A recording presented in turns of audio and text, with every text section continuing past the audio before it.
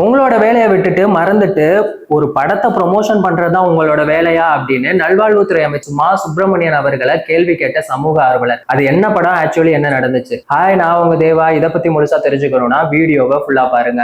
நமக்கு கிடைச்ச நல்வாழ்வுத்துறை அமைச்சர் மாதிரி வேற யாருக்குமே கிடைக்க முடியாது அப்படின்னு மா சுப்பிரமணியன் அவர்களை சமூக ஆர்வலர் இன்டைரக்டா விமர்சனம் பண்ணியிருக்காங்க. என்ன ரீசன் அப்படின்னா, இட்லி கடை அப்படிங்கிற படத்தை ப்ரொமோஷன் பண்றதுதான் உங்களோட வேலையா? அது மட்டும் இல்லாம எதுக்காக நீங்க அந்த படத்தை ப்ரொமோஷன் பண்ணீங்க? மெத்தபெட்டமைன், அதாவது போதைப் பொருள் கடத்தல் மூலமா அதுல வந்த பணத்தின் மூலமா தான் இந்த படத்தை தயாரிச்சதா அவங்க சொல்றாங்க.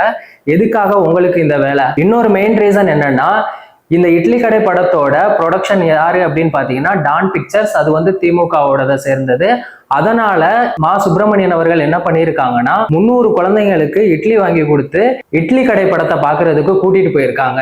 இதெல்லாம் எவ்வளவு கேவலமான ஒரு விஷயம் அப்படின்னு சொல்லி அந்த சமூக ஆர்வலர்கள் சொல்லியிருக்காங்க. அது மட்டும் இல்லாம இது அவரோட வேலை கிடையாது. அவரோட வேலை ஃபுட் அண்ட் சேஃப்டி. மத்திய பிரதேசத்துல 21 குழந்தைங்க இறந்து போனாங்க. அதுக்கு காரணம் தமிழ்நாட்டுல, அதுவும் காஞ்சிபுரம் மாவட்டத்துல சுங்குவா சத்திரத்துல தயாரிக்கப்பட்ட அந்த மருந்து தான். அதை தடுத்து நிறுத்தி இருக்கலாம் அப்படின்னு சொல்லி அவங்க சொல்றாங்க.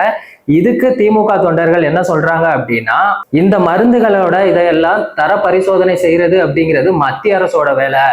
மாநில அரசு இதுல தலையிட முடியாது. இது கூட தெரியாம சும்மா பேசணுங்கிறதுக்காக எல்லாம் பேசிட்டு இருக்காதீங்க அப்படின்னு சொல்லியிருக்காங்க. அது மட்டும் இல்லாம அதிமுக காலத்துல முதலமைச்சரா இருந்த யாருமே படம் பார்க்கலையா? எம்ஜிஆர் அவர்கள் கூட தான் பாரதி ராஜா அவங்க நடிச்ச படத்துல எல்லாம் பார்த்திருக்காங்க. ஜெயலலிதா அவர்கள் கூட படம் பார்த்திருக்காங்க. படம் பார்க்கறது, படத்தை ப்ரொமோஷன் பண்றது, இதெல்லாம் நீங்க விமர்சனம் பண்ணக்கூடாது. ஒரு ஆட்சியில ஏதாவது குறைகள் இருந்துச்சுன்னா அதை பத்தி பேசுங்க அப்படின்னு சொல்லி வேற திமுக தொண்டர்கள் சொல்லியிருக்காங்க. சமூக ஆர்வலர் இன்னொரு விஷயம் சொல்லியிருக்காங்க.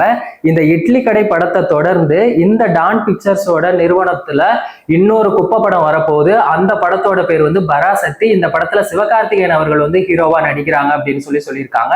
இதனால சிவகார்த்திகேயன் ஃபேன்ஸ் வர ரொம்பவே கடுப்பாயிட்டாங்க. ஒரு படம் ரிலீஸ் ஆகுறதுக்கு முன்னாடி அது குப்பை படம் அப்படின்னு நீங்க எப்படி சொல்ல முடியும் அப்படின்னு சொல்லிட்டு சமூக ஆர்வலர் மேல அவங்க விமர்சனம் வச்சுக்கிட்டு இருக்காங்க. இப்போ ரீசெண்டா ரிலீஸ் ஆன படம் பைசன். நீங்க எல்லாருமே பார்த்திருப்பீங்க. நெல் கொள்முதல் செய்ய முடியாம விவசாயிகள் கஷ்டப்பட்டாங்க. ஆனா முதலமைச்சர் ஸ்டாலின் அவர்கள் அதை போயிட்டு பாக்குறதுக்கு நேரம் இல்ல. ஆனா ஒரு படத்தை போய் பார்த்துட்டு அந்த படம் நல்லா இருக்கு அப்படின்னு சொல்லி இயக்குனரை கூப்பிட்டு பாராட்டி இருக்காங்க.